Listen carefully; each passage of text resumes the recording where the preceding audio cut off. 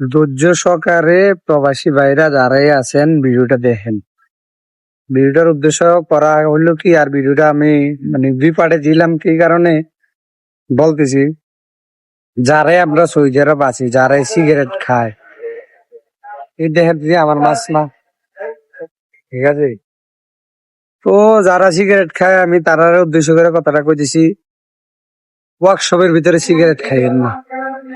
কারণ আপনার সিগারেটের কারণে অনেক বড় ক্ষতি হইতে পারে একটা ওয়ার্কশপের ভিতরে।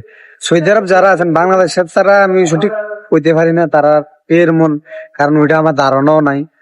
মানে সৌদি আরব আমি আসার পরে যা দেখলাম আর কি, দেখা সিগারেট যদি মাসনার ভিতরে খায়, অনেকে আছে অনেক রকমের মনে করলেন যে কিটা হাইজামি করে, টিটকারি করে, সিগারেট খায়।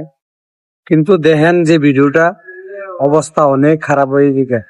বাংলাদেশে তো আগ লাগিয়ে গেলে মনে করলেন যে কি তা মানে আগুন লাগিয়ে গেলে নিবানোর একটা ব্যবস্থা থায়, অনেক সময় থায় না।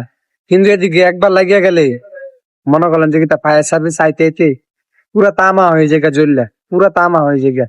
তারপরে বিশেষ করে আরেকটা বিষয় যে যারা অবৈধ লোক আছে মাছ মারির ভিতরে, অনেকে কিন্তু থাইটা আমরা জানি যে পাক শাক করে ওই সিলিন্ডারে অনেক সময় আগ লাগিয়ে দেখবে। আমরা অনেক জায়গায় কিন্তু দেখছি এরকম, মানে যাইতে পারি না, দূরে থেকে দেখছি। পরে যা খবর পাইছি যে মানে এমন বিষয় আপনারা অবশ্যই অনেক সময় দেখেন যে ফেসবুকে বা টিকটকে যে এরকম আগুন লাগিয়ে জায়গা কি কারণে লাগে। তো বিশেষ করে সৌদি আরব যারা আছেন ভাই, সবার আমি পায়ে ধরে বলি যে ওয়ার্কশপের ভিতরে মাসনার ভিতরে কোনো সময় সিগারেট খাইেন না। মুদিরের কাছে বললা দরজার বাইরে যেয়ে সিগারেট খাইেন। দেন একটা ভুলের কারণে একটা মাছ না জ্বললে পুরো তামা তামা হয়ে যায়।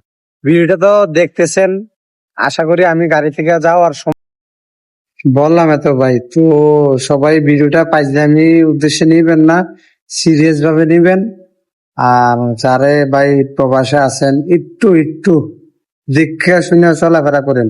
এরকম কিছু হয়ে গেলে লাইফ কিন্তু একবারে মনে করলেন যে কিটা একবারে খারাপ হয়ে যাবে। না আপনার একটা সিগারেটের কারণে একটা মাছ না জ্বললে তামা তামা হয়ে যাবে। তো সবাই ভালো থাকেন, সুস্থ থাকেন।